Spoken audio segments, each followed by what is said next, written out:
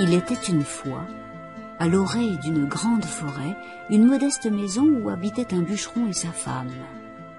Ils vivaient très misérablement avec leurs petits jumeaux, le garçon Hansel et la petite fille Gretel. Cette année-là, une grande famine s'abattit sur le pays, et un jour, à la maison du bûcheron, il n'y eut plus rien à manger. Les parents ne pouvaient se résoudre à laisser leurs enfants mourir de faim.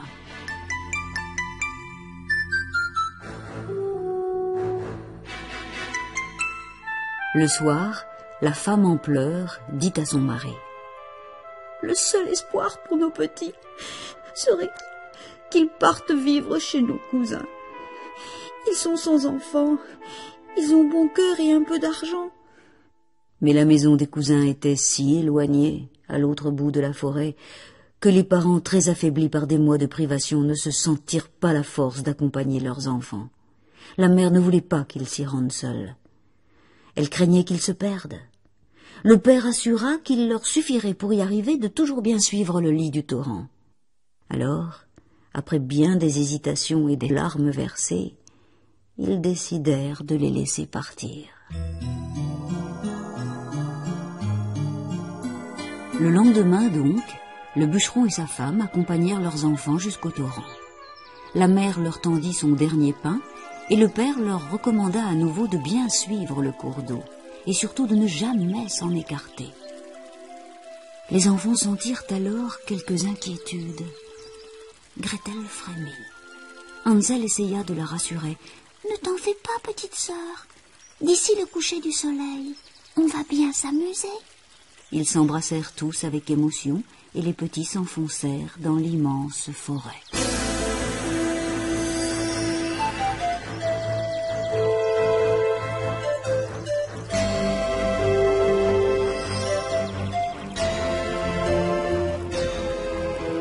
Ils cheminèrent de longues heures, et le bruit du torrent toujours les accompagnait. Parfois ils devaient marcher dans l'eau, car le bord était encombré de buissons touffus. Elle était froide, et ils finirent par avoir les pieds glacés. Leur marche était devenue si pénible et si épuisante sur les pierres glissantes que Gretel, épuisée, dut s'arrêter. Ils s'assirent alors sur un tronc d'arbre pour reprendre quelques forces et se sécher un peu.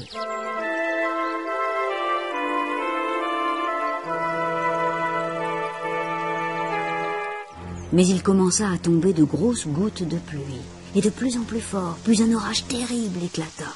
Hansel prit la main de sa petite sœur, et en toute hâte, ils cherchèrent un refuge. À la lueur d'un éclair, ils aperçurent une petite grotte.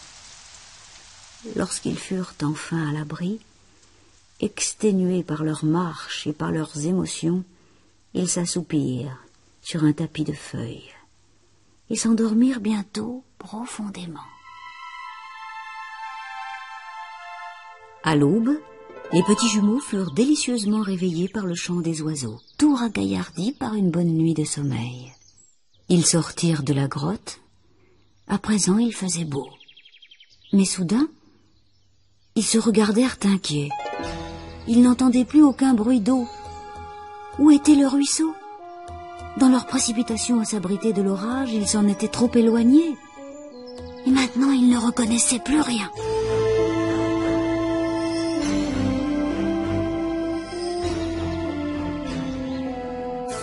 Les malheureux enfants essayèrent de retrouver le fil rassurant de l'eau, mais ils n'y parvinrent pas. Ils étaient bel et bien perdus. Tous les arbres et les sous-bois se ressemblaient tant. La petite Gretel se mit alors à sangloter doucement. Son frère la prit dans ses bras et la serra très fort pour la réconforter. Ils errèrent une journée entière, se reposèrent une fois sur la mousse, puis marchèrent encore et encore, mais plus ils marchaient, plus ils se perdaient. Ils étaient au bord de l'épuisement lorsqu'un bel oiseau blanc, au chant merveilleux et doux, vint se poser près d'eux. Les enfants l'écoutèrent avec ravissement. Puis ils le suivirent à travers les feuillages. C'est ainsi que l'oiseau les entraîna jusqu'à une étrange petite maison. En s'approchant, ils furent surpris de voir que les murs était en pain d'épices, le toit en pâte d'amande, les fenêtres en caramel, la porte en chocolat et la cheminée en nougat. Dans le jardin poussaient même des sucettes. Les enfants n'en croyaient pas leurs yeux. « Quelle veine !» s'écria Hansel en se jetant sur le caramel. « Cueille donc les sucettes! Moi je vais goûter une fenêtre !» Et tous les deux, en riant, commencèrent à croquer, qui un morceau de cette incroyable maison, qui un bout de cet extraordinaire jardin.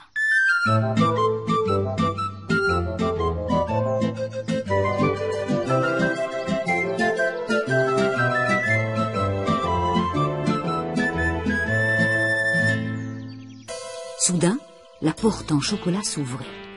Une vieille femme sortit à tâtons en s'appuyant sur une canne.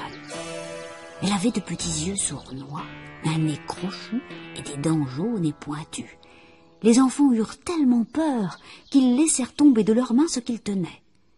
Ils étaient prêts à se sauver quand la vieille leur dit de sa voix grinçante. « Eh bien, mes enfants, mais entrez donc. Il y a à l'intérieur encore plein d'autres choses savoureuses. »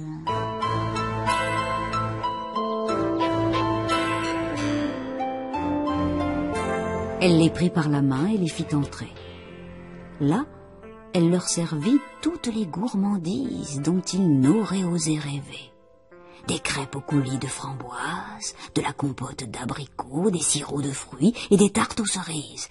Les deux enfants émerveillés se régalèrent joyeusement de tous ces délices. Ensuite, la vieille les emmena dans une chambre où les attendaient deux petits lits aux draps soyeux et parfumés. Hansel et Gretel furent enchantés de s'y coucher et s'endormirent presque aussitôt. Ils souriaient encore en rêvant. Mais la vieille femme était en réalité une cruelle sorcière.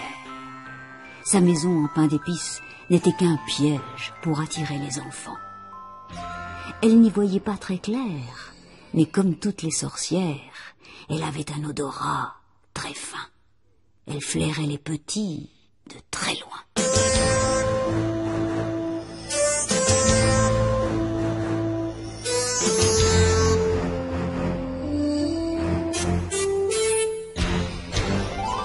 Le lendemain matin, elle se glissa dans la chambre des enfants et les regarda dormir. Leurs joues étaient roses, leurs bras potelés.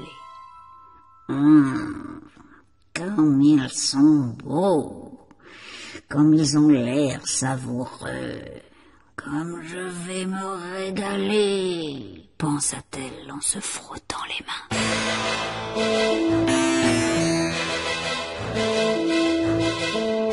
Elle empoigna brutalement Hansel, le traîna jusqu'à la cave et l'enferma à clé. Puis elle remonta secouer Gretel pour la réveiller. « Debout, paresseuse! Va chercher de l'eau et prépare le déjeuner de ton frère. Je veux qu'il devienne plus appétissant, plus grassouillet. » dit-elle avec un rire mauvais. La petite fille fut épouvantée quand elle comprit les sinistres intentions de la vieille. Elle pleurait à chaudes larmes, mais il lui fallut bien obéir. À partir de ce jour, sous le regard méchant de la sorcière, elle prépara les mets les plus délicieux, les plus copieux pour son jumeau. Chaque matin, la vieille allait à la cave et criait. « Hansel, passe ton petit doigt par la grille, que je vois si tu es devenu assez gras. » Mais Hansel, qui était malin, s'était aperçu que la vieille n'y voyait pas grand-chose. Alors à chaque fois, il lui tendait un petit os à la place de son doigt. La vieille le tâtait et se disait en râlant. « Oh là là là là là là, il n'engraisse pas vite. Hein. Pourtant, avec tout ce qu'il avale, ce n'est pas encore demain que je pourrai le manger. »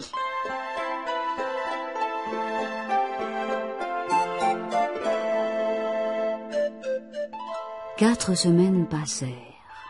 Un jour, la sorcière n'y tint plus. « Petite, apporte-moi de l'eau et dépêche-toi. Qu'il soit maigre ou pas, je ne peux plus attendre. » La pauvre Gretel, en sanglotant, la supplia d'y renoncer. Mais l'affreuse sorcière ne voulut rien entendre. « Tais-toi donc, petite idiote. À quoi bon te lamenter? Aide-moi donc plutôt à cuire du pain. Le four me semble à point. Rentre un peu dedans pour vérifier s'il est assez chaud. Gretel ne douta pas que la vieille veuille la faire rôtir elle aussi.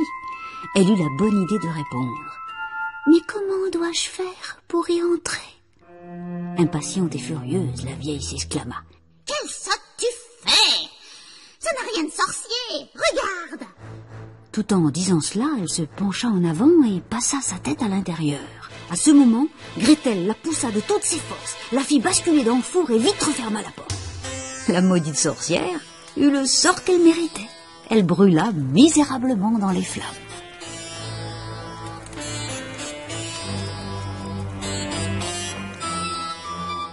Gretel se précipita à la cave pour délivrer son frère. Hansel en sortit comme un oiseau hors de sa cage. Quelle joie de se retrouver enfin, de s'embrasser tendrement et de pouvoir gambader, libre. Ensuite, les deux enfants voulurent connaître tous les secrets de la maison. Ils fouillèrent le moindre recoin. Et c'est ainsi qu'ils découvrirent des coffres remplis de pierres précieuses, d'or et de perles que la sorcière avait volées. Ils prirent tout ce qu'il leur fut possible d'emporter et quittèrent vite cet endroit dangereux.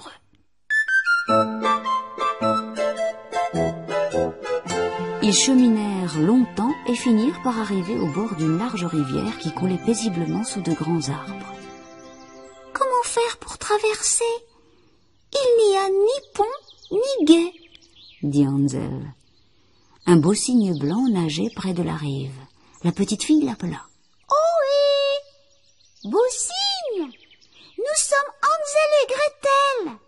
Il n'y a ni gué ni passerelle. Peux-tu nous emmener entre tes ailes ?» Le cygne s'approcha et les fit traverser l'un après l'autre. De l'autre côté de la rivière, la forêt leur parut plus familière. Quelques pas encore, et au détour d'un sentier, ils reconnurent enfin la maison de leurs parents.